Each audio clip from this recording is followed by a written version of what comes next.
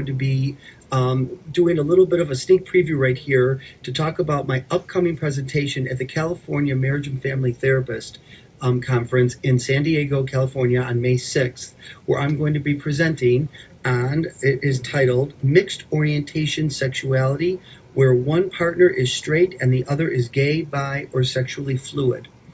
And this is an important topic that's very current and very much that we're seeing in our offices. And I'm going to be unpacking that. But basically, there was a comic, Jason Stewart, a gay comic. He had a great line. And he says, "Listen up, straight people. If you let us marry each other, we'll stop marrying you." And while that's funny, it's also filled with a lot of sadness because a lot of people have done this. And hopefully we're going to see over time that as gay marriage is now here, we're going to see less and less of mixed orientation marriages.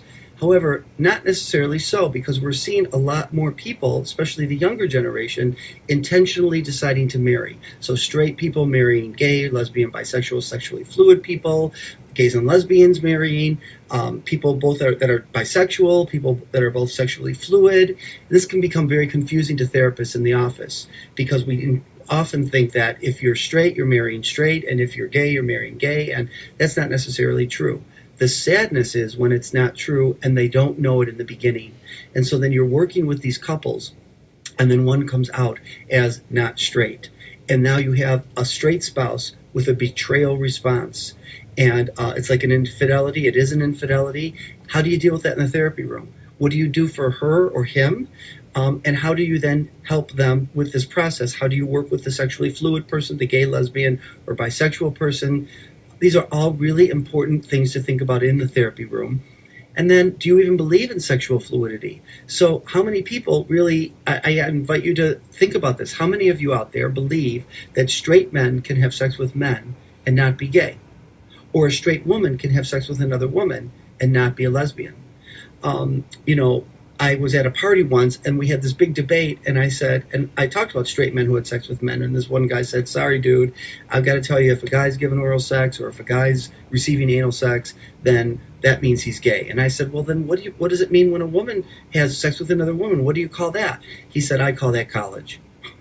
So, we give room for women to have these, situations, these sexual situations with each other. We give zero room for men. And really, it's a cultural myth. Straight men can have sex with men. Some of them are bisexual. Some of them are early stages of coming out gay. And many of them are really just straight. So we're going to be talking about how that's possible. What are the different kinds of ways it manifests in men and women?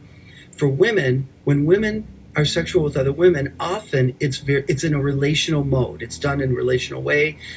There's an experience between the two people.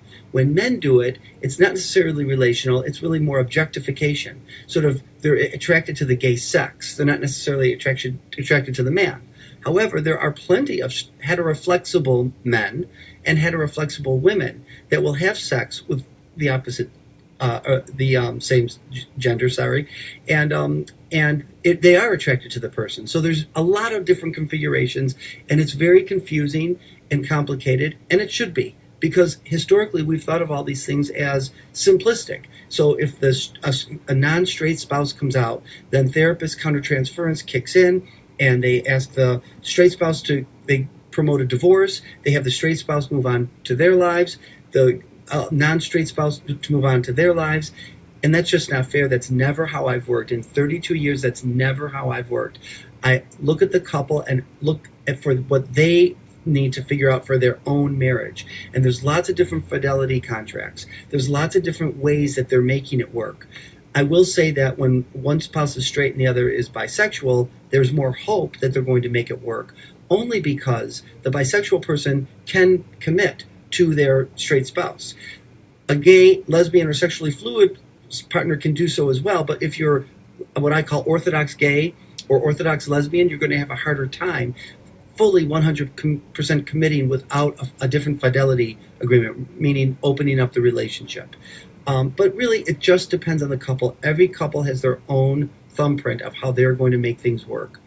And the last thing I want to talk about is that we talk about mixed orientation marriages, but we're looking now more and more at mixed orientation relationships, where people aren't getting married, but they're in relationships, they're not married, They might intentionally marry, they might not. But the data and the research that's out there today is old research. And there are people doing really good, new, fresh research. And I'm going to be presenting their stuff there as well as my clinical work and my clinical thoughts on this topic.